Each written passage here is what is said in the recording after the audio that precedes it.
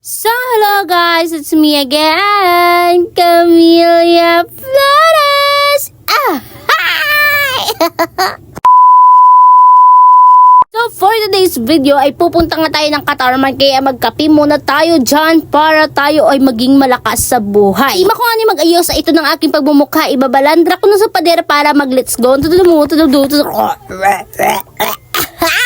Ito na nga ng aking pagbumuka, diba? Nag-shirt lang ako dito. Tapos andito na ako, nagpaalam na ako kay nanay. Punta muna ako ng Katarman ha, para bibilang ako doon. Ngayon, aalis na tayo. Kaya, huwag ka na mag-inarte sa buhay mo dyan ha. Mag-isip ka ng mabuti ba? At yun na nga. Mapakatarman nga ni Kamiki, magkukuha kami doon ng mga cellphone, tapos i-deliver namin sila. Tapos kung di mo mag-deliver, ay mag-grocery nga ni Kamiki. Kailangan namin mag-grocery, kaya ba namin magparataron.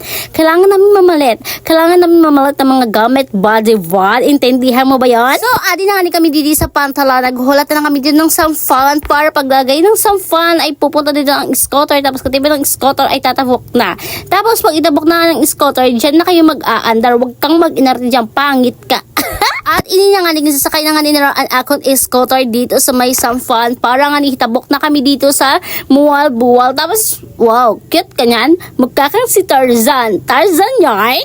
Zikan, umanday na nga ni dito ang sampan. Makikita niyan, di ba, malinaw ang tubig. Pag itulak kita dyan, kailangan marunong ka maglangoy. Kapag hindi ka nga ni marunong maglangoy, patay ka ngayon. At ali na nga ni kami naka-andar. Kung makikita niyo, di ba, na-andar na ang scooter. Kaya, wala ka magagawa kung umandar ng scooter kasi ibig sabihin nun, ha? Umandar ka? Medyo naadawan na nga ni kami sindidi nga part kay sobra na piraw akan baby. Kay paano man hindi ka mapipiraw niya na hindi nga ni siya nagpaulagay kay gusto nga niya magpakarga lang tapos madede siya sa'yo. Tapos gusto niya talaga nandyan lang siya sa'yo sa iyong dibdib kay hindi talaga siya napabutang. Kaya ang ending napiraw talaga ako sa buhay. Kaya okay lang. Hindi man ako nagsisi kasi cute man siya, di ba? Kay pogi ang nanay and pogi ang tatay, maganda ang nanay. Ubusan ng lahi. After nga nila mo magpila-pila dito sa terminal, ay buti na lang nga nila nakasakay na kami dito sa van na ito.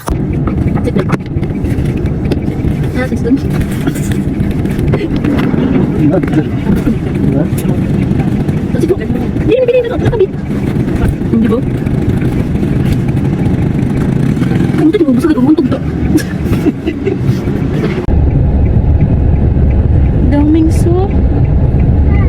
Daming sugat. Kaya nga. Sige ya. Daming masakit. Jivan, iraya pa talaga sila ng mga seatbelt niya. Wala ba kayo sa bahay niyo yan?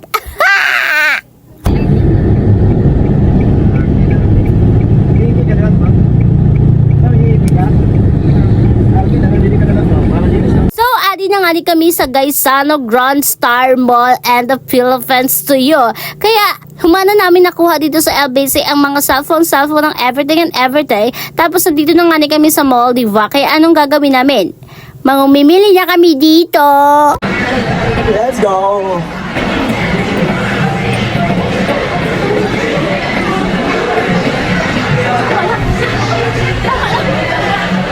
Pinanggutom na nga ni kami kay mga sagdat kami. Tapos hindi na nga ni kami kumain sa mga inasal kay para nga ni makabahog siya. Siya lang naman ang naging only rice. Tapos ako hindi nag-only rice kay sabi ko sa kanya magbigay na lang siya ba sa akin ang kanin kay pwede man yun at bigyan na lang niya ako kahit ano ba, di ba?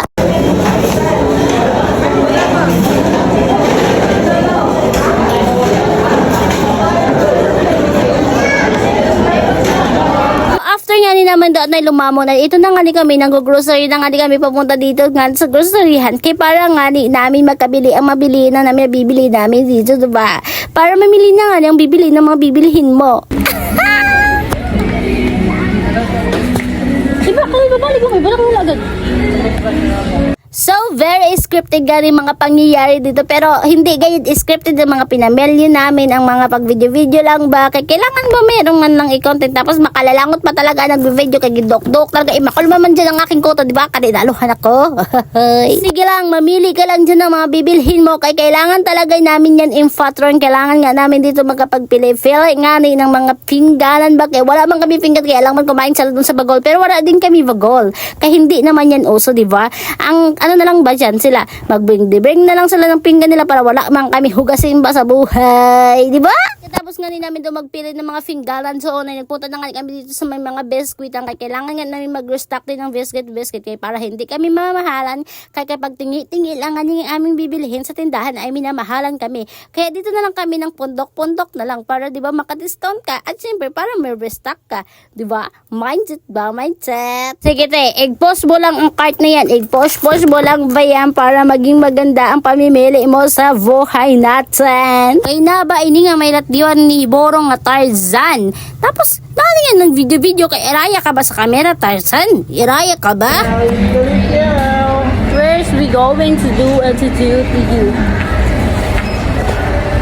At hito na nga ni ako, diba? Nakapila na nga ni ako dito sa may cashier para nga katima namin dito ay makapag-uli na talaga kami. So after nga ni magbayad sa cashier at ito na nga ni sumakay na nga ako ng tricycle para nga ni makapunta na ako sa terminal at para makauli na ako kay gipapasuwi sa buhay. Ang grabe naman ang init ng buhay nito. Tapos pagdating ko dito sa terminal, ito nangyari dito, diba? O, uwi na kami. So, kaysa sobrang iha nga ni San Menivas at eto na kami sa jeep ngayon. Dito na lang kami sumakay kasi ang jeep na to ay pagikan na para makauli na nga ni kami kay nananan oras, diba? So, di kang pag-abot namin dito sa terminal ay nabutan nga talaga kami dito ng oras, diba? Napakamalas talaga sa buhay na yan. Ikan sa paghuda-huda na nga ni San Oran, sumakay na nga sa pedicab kasi super nag-scooter man siya. Kaya eto, tatabok na ako sa Rawis tapos hindi ko na na-video ng lahat-lahat. So, hanggang dito na lang ang aking vlog. Thank you for watching. Bye-bye!